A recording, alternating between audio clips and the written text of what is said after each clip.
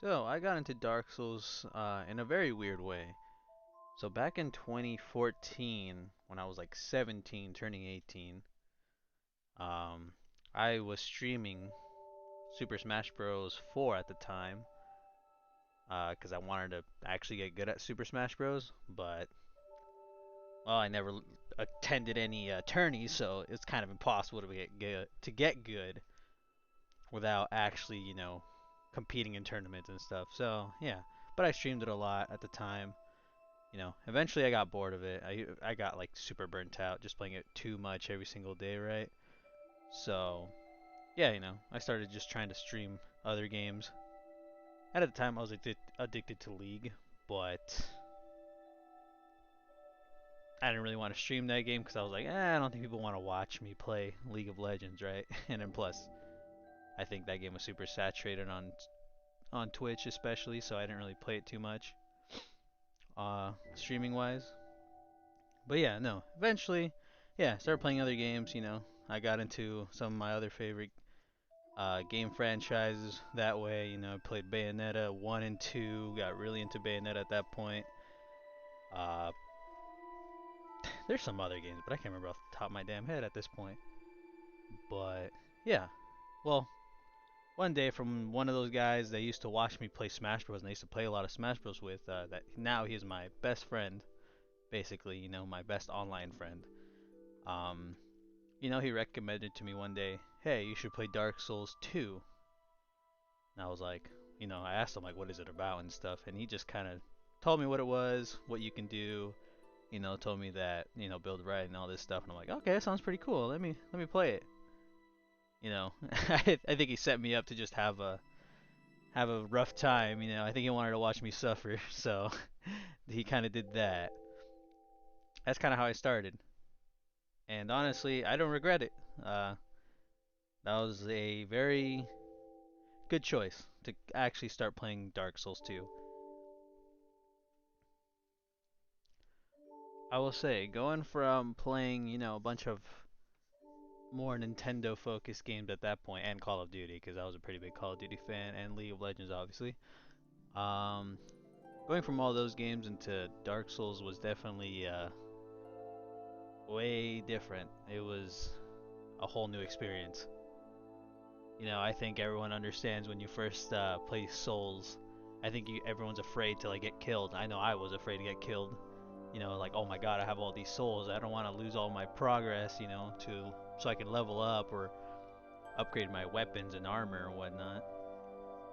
So I remember being super afraid to die. I remember getting stuck so much in like against bosses and stuff.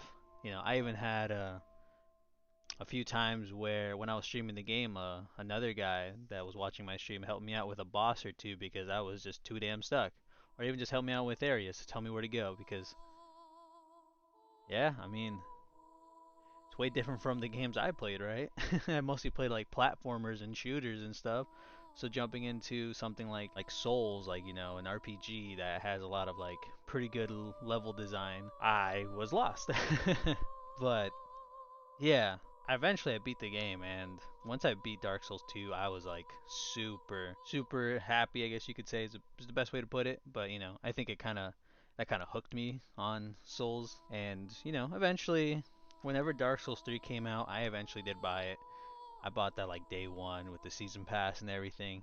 Dark Souls 3 is where that solidified me as a huge Souls fan. I'll say that for sure. I liked Dark Souls 2 at the time. Now, not so much. Now I'm kind of like, it's a good game, but I'd rather not play Dark Souls 2 when I could just play 1 or 3, you know. So, yeah. Dark Souls 3 comes out 2016. Oh man, I remember. I think my first playthrough took me 40 hours, 45, maybe around there, 40 to 50. That game had me hooked. No joke. I remember just once I beat that first playthrough, I did New Game Plus right away, and then New Game Plus 2, and then 3, and then 4, and then 5, and then 6, and then 7. Once I got to 7, I stopped. This game hooked me a lot more than Dark Souls 2 did, and I think it's because of the combat feeling a lot more fluid, and also a lot quicker too for sure. And I think the build variety in that game I felt was a little more varied than just maybe my first build I did on Dark Souls 2. I think that was just my own fault. I don't think it's Dark Souls 2's fault, obviously. Now, especially now that I know that Dark Souls 2 had some pretty great uh, build variety. But yeah, no, something about what I did in Dark Souls 3, my first playthrough, like build wise, it had me hooked with the game. Even though I was a damn dirty freaking Dex user, but you know, we don't talk about that. When I think about it, I think what made me come back to Dark Souls 3 a lot was just the atmosphere of the game. Of course, now I think Dark Souls 1 has the best atmosphere. But at the time when I played Dark Souls 3, I really liked the whole world crumbling atmosphere to the game, you know. Sure, the game didn't look colorful, you know. It was a lot of grays and browns and stuff, but it made sense with the lore of the game.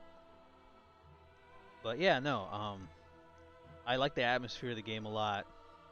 At the time, I think the graphics to me were pretty damn nice, you know. I mean, graphics isn't the best thing of the Souls games in general, right? It's mostly the art style. So, yeah, I really like the art style graphics, you know. I think it all looked phenomenal. The presentation overall was good, obviously. Um, and then the music, whew. The music, I think, what really, like, hooked me. Because the one thing I'll say for sure now, Dark Souls 2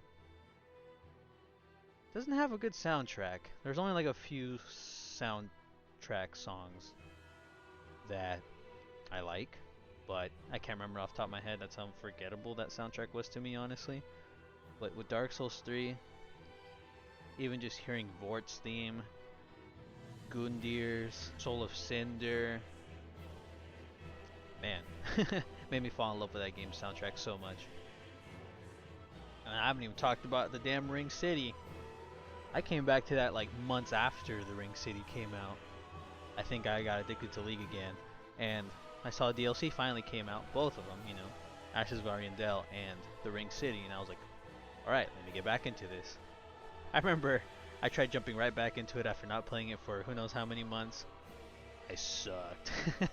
So I remember I restarted like a new character, and I made a new character with a different build path than what I did originally. And then I played through the whole game. Once I finally got to Ashes of Ariandel, you know, I had reconditioned myself to how to play the game and everything. And yeah, no, I mean, I still struggled, don't get me wrong. Some of those damn enemies in Ashes of Ariandel are stupid, but man, I remember when I first got to Sister Fried. Sister, did I really just say Sister? Alright. Sister Fried, Frida, you know, yeah, no, when I first got to her, man, I was stuck. I was stuck on her for like what, 3 goddamn hours? 3? No, more. What am I saying? No, that was more like 8 hours. I'm pretty sure, probably 8 hours in total, but 3 hours I tried before I took a break. But no, I remember like it took me a while to understand her first phase, and after that, second phase took me a while to like finally get it. Once I got to this third phase, that was crazy. Thanks, National Alert. Wow, thank you. You ruined my freaking recording, you piece of shit. Mejor la capacidad de alerta y advertencia en nivel federal, estatal. Why is it in Spanish? Oh, I was about to say, why'd you put it in Spanish for me? Alright, well, cool, thanks, phone. Anyways, so once I got to that third phase, I remember just being like, what the hell, you know, freaking scared for my life. Seeing her have these like dark flame properties and all this, and just how quick she was. I remember that, like, that scared the hell out of me and excited the hell out of me. But yes, that was one of my favorite bosses for a long time, and I think she still is one of my favorite bosses of the whole Soul series. Sister Frida was dope as hell. Well, eventually I beat that. I beat her. I got into the Ring City. Oh man. I remember first time getting to the Ring City, I was like, whoa, what do you know? The whole thing of the whole that I thought of the whole world going to ruin was real. You know, it's like you see it in the Ring City. Everything is falling apart. Everything is turning to ash. I remember just being like, "Oh crap!" You know, this is cool looking as hell. You know, and of course, you know, you see Patches. You know, well, I forget his name in the Ring City version, but yes, Patches. Oh man, I remember getting to the Demon in Pain and Demon from Below. Whoo boy, that took me a while to understand how to beat them.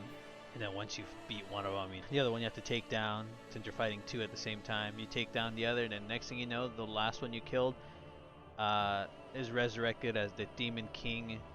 And then at that point, depending on which one you killed, they had the meteors or the laser.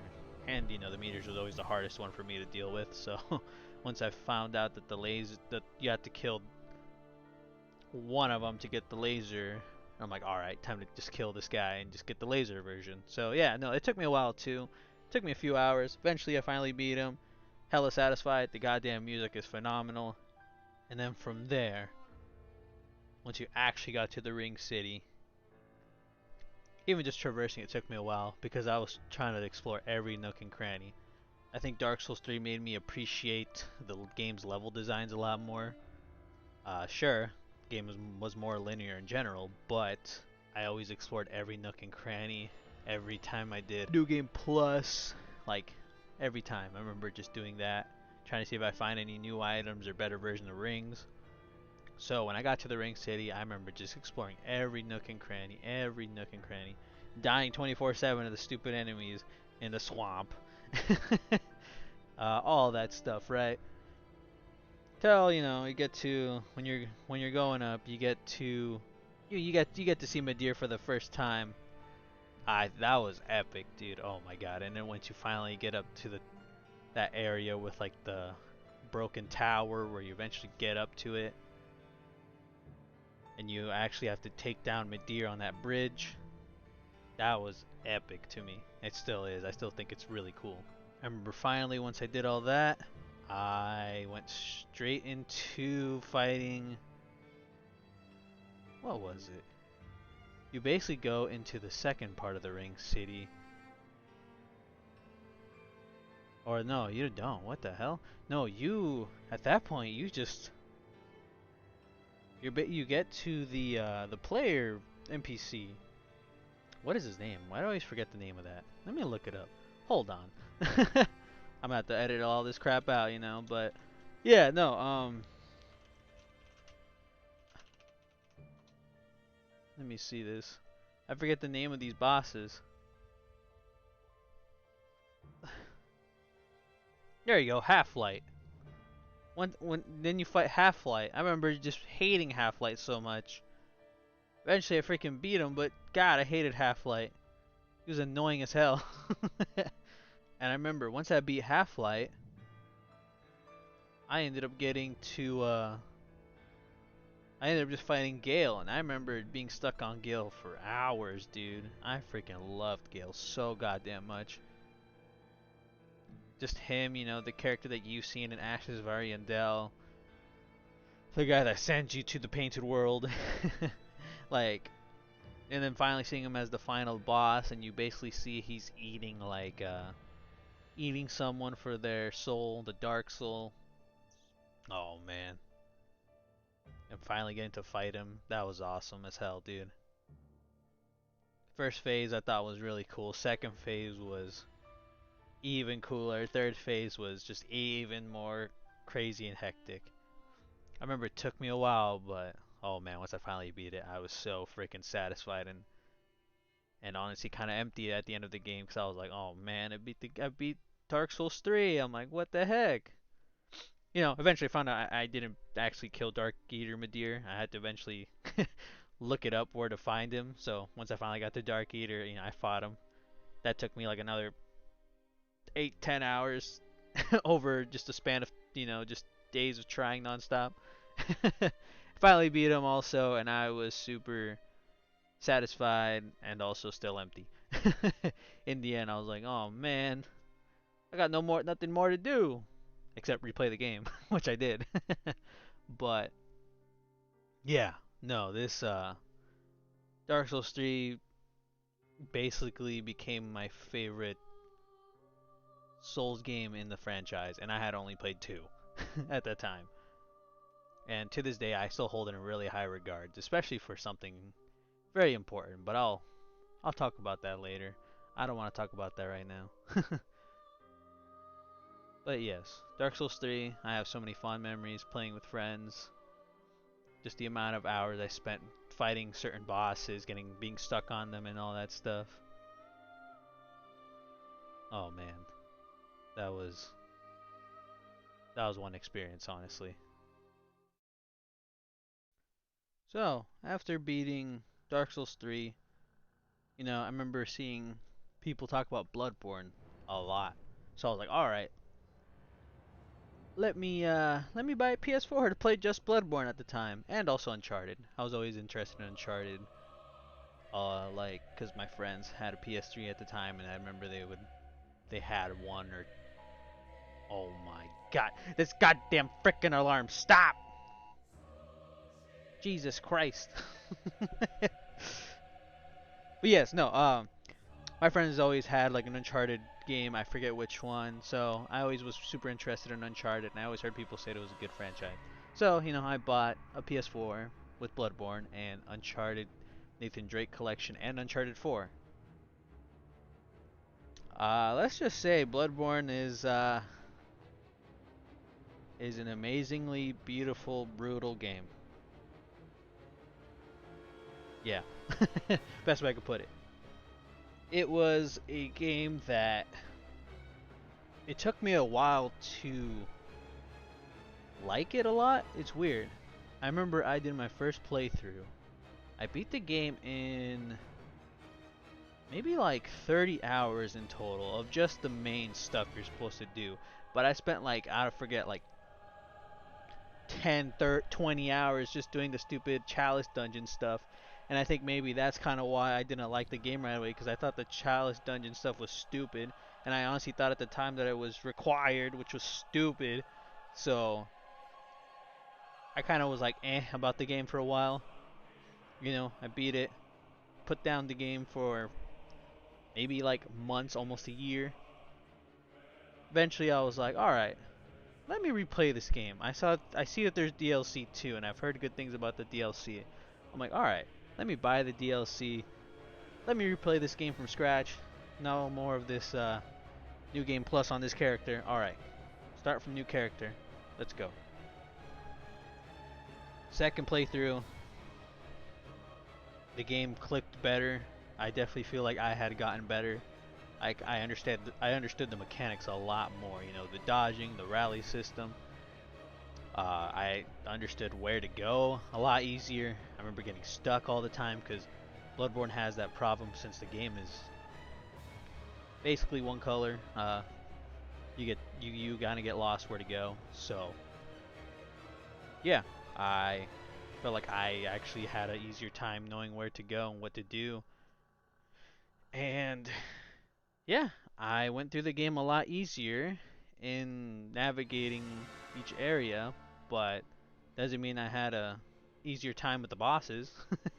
Some of those bosses whooped my ass a lot, but the second time around, something about the game just clicked way more with me. The bosses just felt even more fun to fight. The Cleric beast, the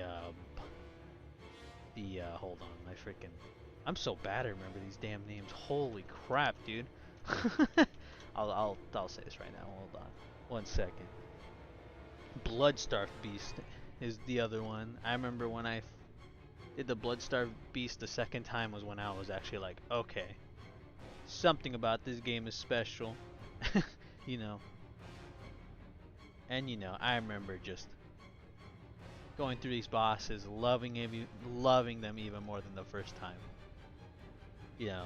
And I think the one boss that I think that made me really like appreciate the game even more, and I skipped him, is Father Gascoigne. Gascoigne is, whew, he's like a really rough introductory boss. I remember taking my sweet ass time to beat him in my first playthrough. Second time, I was like, all right, let's just go at it, you know, just slap him up. That's what I did.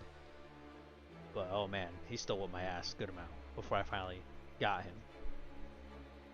I think once I beat him the second time, I was like, all right, this is a good ass game. This is gonna be a good ass game, right? And this isn't my second playthrough where I'm thinking this. So, yeah, kept going through the game. You know, I love the whole aesthetic, Victorian Gothic, and all of a sudden aliens start coming up. Freaking weirdo like Mikolash being a freaking weirdo and moaning. And then, you know, eventually, I basically get to the end of the game, you know, Gehrman, and I was like, is this game really this short? You know, I did some research and I looked it up. It's like, oh no, there's optional areas I never went to. Well, eventually I did get to, you know, to fight Abridas, Celestial Emissary, which is stupid, the Amygdala, the Nightmare Frontier. Oh man. And then the Upper Cathedral Ward. Whew. Just to get to Abridas. Oh man. And then Castle Canehurst. Oh man. It's like I'm nutting basically. But fighting those bosses for the first time was insane. Logarius was a pain in the ass my first time fighting him. It took me a while before I finally understood him. Abridas, same thing, you know, if you dodge her specific charge, you're just gonna die one shot because you take double damage if you dodge and you get hit. So, yeah, it took me a while to beat her too, but I finally beat her and I was nutting my pants basically. Celestial Emissary, we don't talk about that piece of shit. I remember finally getting to the Moon Presence, actually getting the correct ending to get to the Moon Presence. He's a cool boss. You know, he looks cool as hell and everything. Is it a hard boss? No. But he's cool as hell. I mean, his theme is just epic as hell. Like, epic. And of course, Gehrman. Who could forget about Gehrman? Gehrman is easily one of the coolest freaking bosses too. You know, freaking scythe user and everything. Fighting a hunter, the last boss. Basically the same kind of character you are and everything.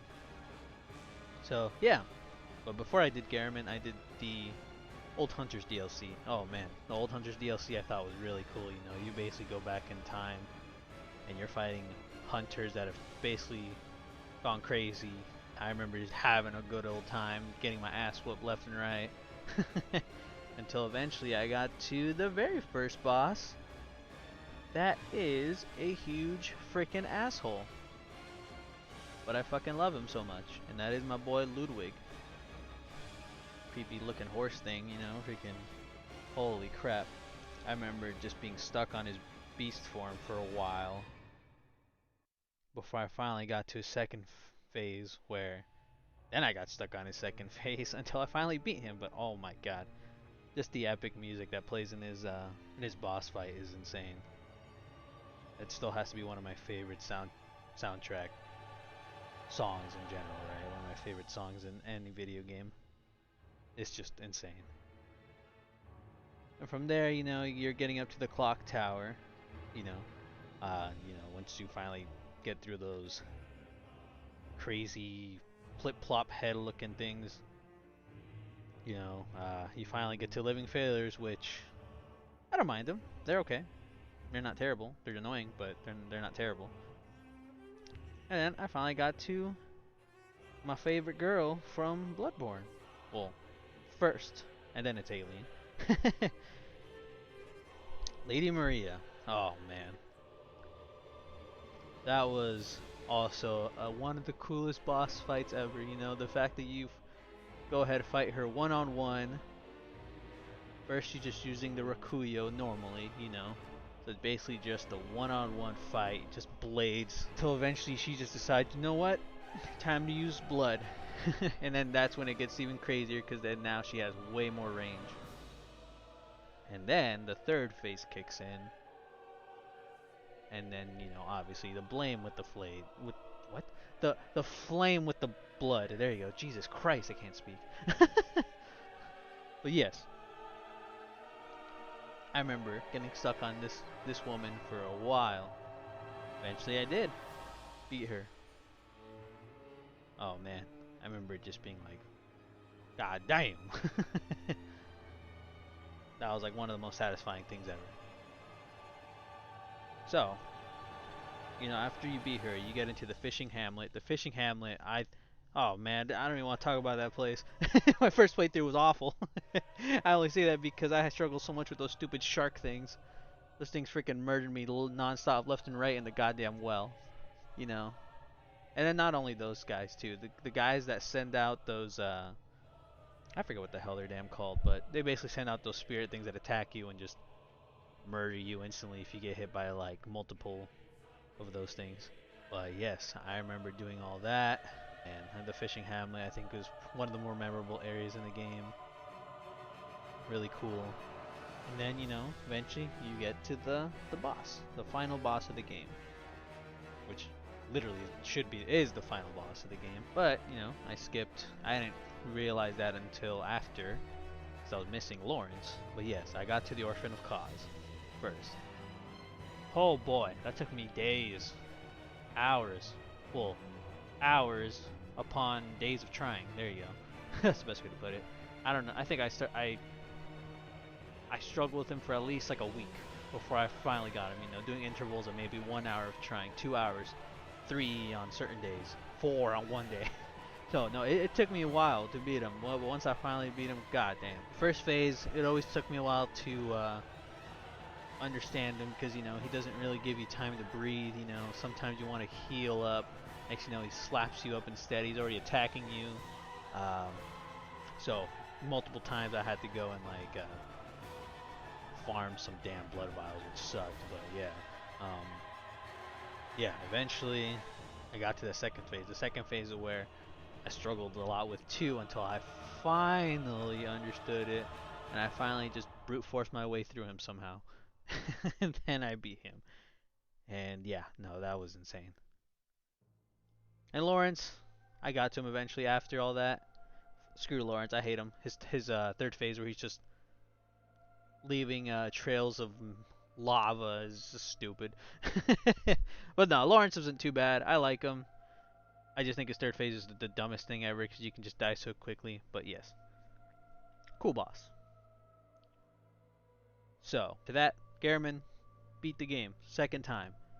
And then the second time is what I think really solidified my love for this damn game. To where I couldn't pick where to put this game. If I liked Bloodborne better than Dark Souls 3, or if I liked Dark Souls 3 better than Bloodborne. Old Hunters DLC and everything made this game just click for me. And it's one of my favorite games of all time. Same with Dark Souls 3. We haven't even talked about the goddamn soundtrack of this game.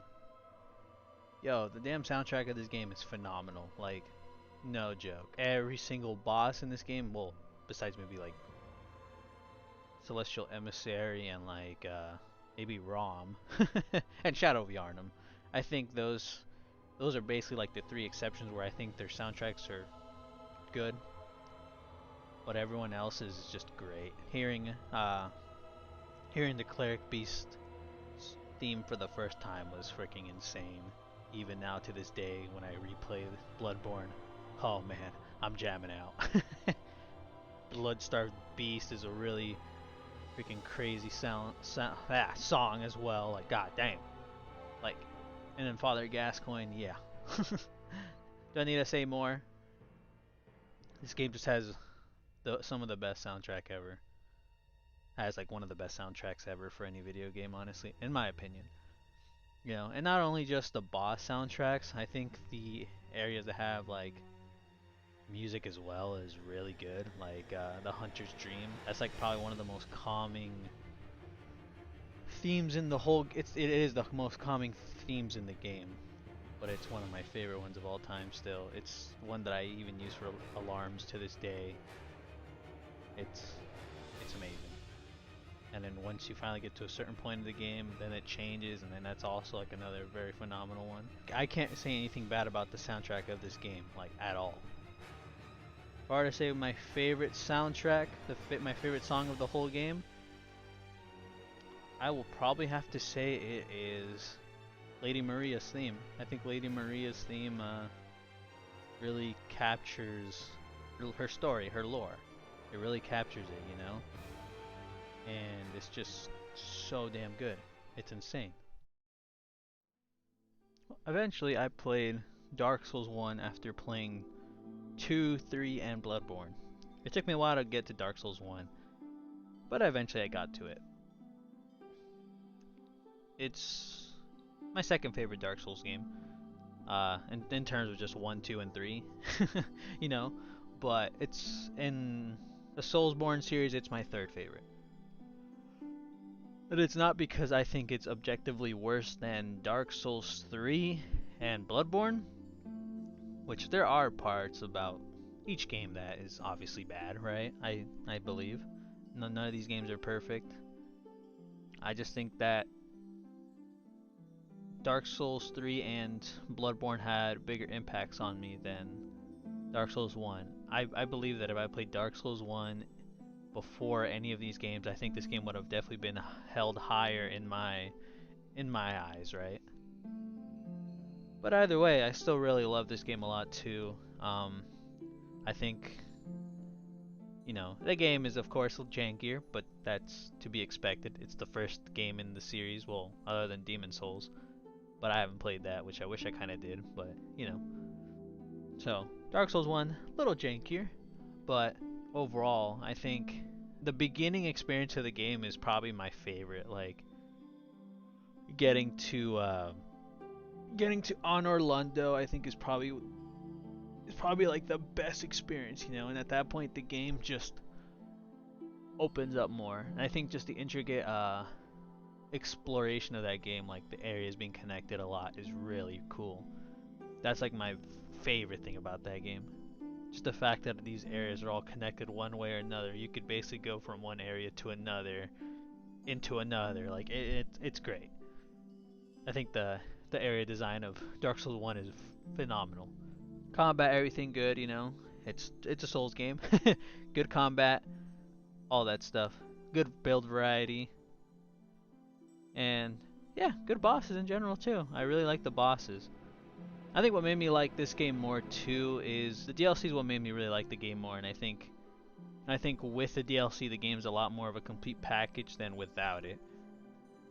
Because for sure Dark Souls 1 has the problem of the second half being kind of incomplete, not being very well thought out, well finished. But overall, I really like Dark Souls 1. It's still a really good game that maybe I'll come back to every now and then, for sure. For sure, way more than I'll come back to it than Dark Souls 2. Dark Souls 2 to me is kind of rough to get back into. Like, the early game is rough. Still like it regardless. But yeah, Dark Souls 1 is a very cool game. Very good game too. Has some things that are better designed and some things that are worse. But overall, it's a very good game. I just think the best way I can just put it, it's just not my favorite, but it's very good. I love this game a lot too. I will say the biggest thing that made me really like this game a lot is going down the tree. What the hell is it called? Like I said, I'm so bad at remember these damn freaking names now. I need to replay these games more to remember the damn names of these places. But I'll say it right now. One sec. Hold on. I think just exploring every single area in the game was very enjoyable to me, for sure. I really like the Firelink Shrine in this game. Small, but really calming. Very nice. Undead Burg was always fun to go through. You know, pain in the butt. You know, seeing the dragon and stuff at the beginning, I was like, oh, that's freaking cool, you know. Undead Parish, all that was fun to explore. Freaking Undead Parish with the damn dogs. The depths. Where you fight the vagina dragon. Blight Town, pain in the ass to go through first time, second time around. A lot more fun to explore and everything. Quailag's Domain 2, fighting Quailag was a pretty cool boss. I think she's a very good designed one. She's not crazy or anything like that. But yeah, no, she was really cool. I think the one thing that I really liked about Dark Souls 1, I think this is where it made me be like, this is awesome, other than the DLC, was when I first got to the Great Hollow. I think I came across the Great Hollow randomly myself, and you kind of scaled. Well, technically you don't scale it; you go down the Great Hollow the whole time, right? And all those stupid cursed enemies, I forget what the hell they're called, those weird frog, big-eyed looking things. Those guys, screw those things. The mushrooms that slap you in one one hit and just freaking murder you. I remember when I got to the Ash Lake and just hearing that soundtrack, that song, I was like, this is one awesome place. Until I got killed multiple times by those stupid clams. Screw those stupid clams. And especially because I needed those clams to take off the curse I had, Oh man. But yeah, I remember when the biggest highlights for me with this game are exploring that Great Hollow to get to Ash Lake, Sen's Fortress, of course. Just getting murdered left and right, but it's still really fun to explore. Getting to Honor Lundo was insane as well, of course. Painted World of Ariamis I thought is also pretty cool area. I really liked it. Darkroot Garden, I will say, I don't hate it, but I don't love it. I like it. Same with Darkroot Basin. New Londo ruins, pain in the butt to go through first time, but overall I like it. Duke's Archives is really fun and interesting to go through. Crystal Cave I thought was really cool as well. The whole thing of you're basically walking on invisible platforms. I thought it was really cool to go from one crystal to another and stuff like that. It was a really cool place. The Demon Ruins is the one where once you get past the Duke's Archives and Crystal Cave is when the game kind of falls a bit. Other than the Catacomb and the Tomb of Giants, that was just a pain. Those places are just pain in the butt to deal with. Valley of the Drakes, not really much to it, but yeah, Lost Izalith and Demon Ruins. Can't say too much good things about it. And then when you get to Gwyn, I think I always thought the whole area, the killing of the first flame with Gwyn was really cool. I think you would expect to fight Gwyn, when he's like basically at full power, but nah, you basically fight him as a hollow. And don't get me wrong, he was pretty tough for me the first time. Eventually I beat him, but yeah, I like his boss fight. And Artorias of the Abyss DLC, like I said, my favorite. With Sanctuary Garden, where you fight the Guardian. Thought that was really cool, really cool looking boss. Going through the Royal Woods. Everything about the DLC, like Ulasil, was really freaking cool. I really like it. Bosses, yeah, when you finally get to Artorias, I think Artorias is easily my favorite boss in the whole game of Dark Souls 1. Artorias easily one of the coolest. You're basically fighting a guy that is corrupted by the Abyss, and he's still like hella strong. I thought that's awesome as hell. Black Dragon Calamite, I like him too, but he's just a pain in the ass regardless. Manus I thought was also one of the a really cool freaking final boss as well. Overall, I think Artorias of the Abyss was a really good DLC, and I think this one makes me really love the game. And then the bosses in general, let's see. They're not bad at all. Gwen, really cool. Nito is just pain in the ass. Ornstein and Smoke, usually one of the coolest, one of the best bosses in the game. Seath is kind of alright. Bed of Chaos, don't even talk to me. Taurus Demon, pretty good early game boss. I think this game had a lot of really good things going for it. Oh, the whole Dark Sun Gwendolyn, Priscilla. No, there's a lot of really cool things I love about this game. A lot of things I really love about it, and things that I'm not a huge fan of. But doesn't mean I hate it. I just think overall Dark Souls 1 is a great experience. I think it's easily, if you're gonna get into the Dark Souls series, I think it's easy, the first one to get into right off the bat. So you understand how the game plays, the mechanics and all that stuff. And yeah, no, I love Dark Souls 1. What about the soundtrack? Do I think it's I think the soundtrack is good. I think for sure, probably my favorite theme in the soundtrack. Ooh, it's probably what I say. It's Sif's. I love Sif as a. I like Sif's theme. It's really good. Orstein and Smoes is obviously really good too. The game has good themes. I'm just really bad at remembering them honestly. And of course, the DLC with Artorias and Manus. I think Manus has the best theme in the Artorias of the Abyss. But yeah. No, I think Dark Souls is a good game. I'd recommend it to anyone if they want to get into the Soul series. I would say maybe start here and then go from there. I freaking love it. So I did mention in Dark Souls 3 about something I want to talk about that made just overall the Soul series very important to me. So yeah, let's talk about it now. This is very, very personal to me. Um, Back in 2019, I had bought one of those little Steam, I forget what they're called, but those little Steam things where you connect it to your TV and it basically, you're able to play the games from your Steam account that's running on your PC and you're able to just stream it onto your TV and stuff, right?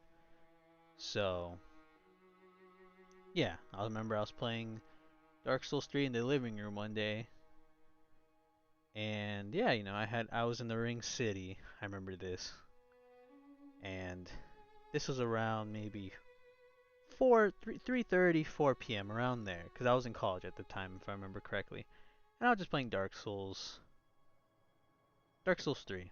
Um, I remember my parents getting home, from work, uh, me just playing, and then I was like, all right, I'm gonna finish up real quick. I'm basically done with the game, right?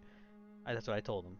So yeah, I was fighting through the DLC, the Ring City and bosses and everything. I think at this point I was at Madeir and Gale. I think those are the only two left.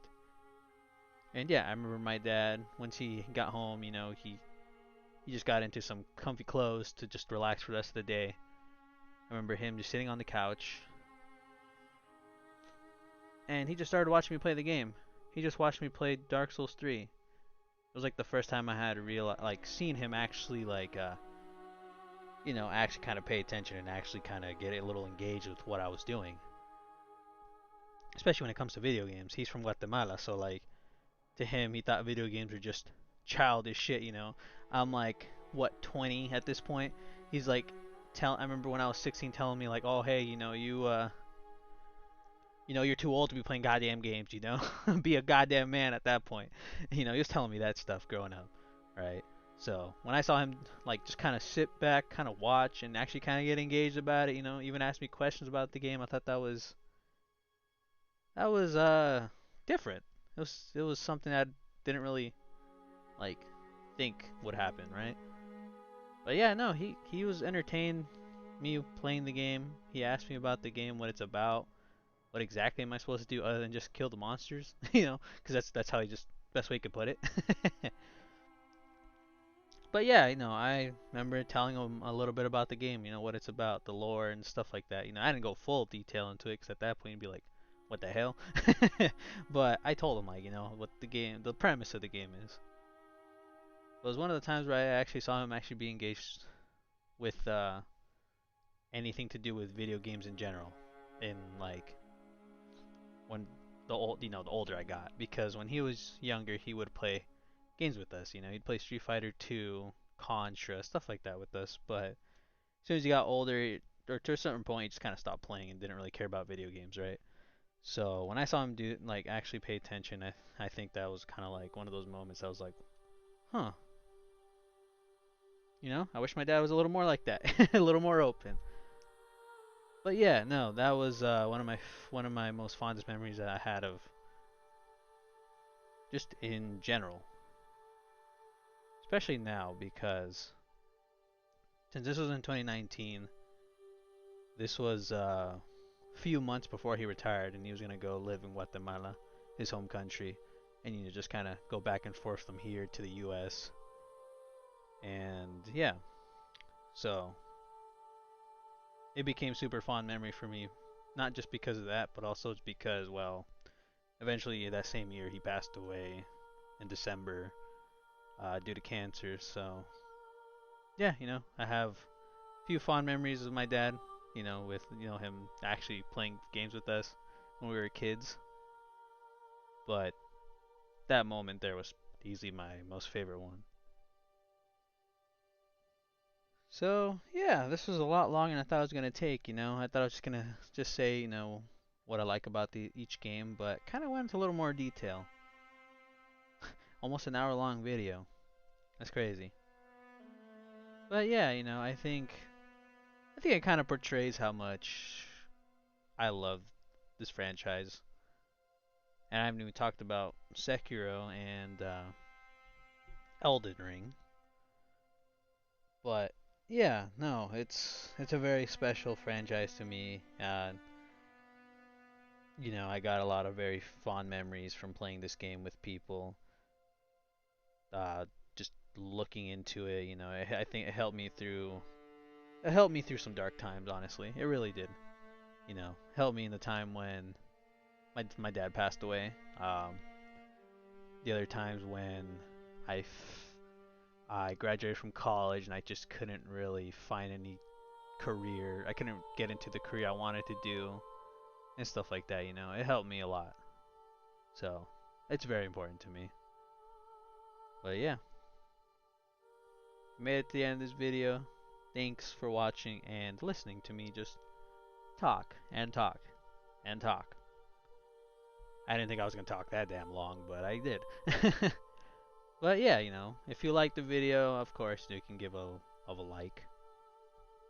You don't have to subscribe. You can also comment, if maybe you want to share a little story of why you love Dark Souls in general. I would like to read some of that stuff too. That'd be pretty cool. So, yeah. Until next time, my guys.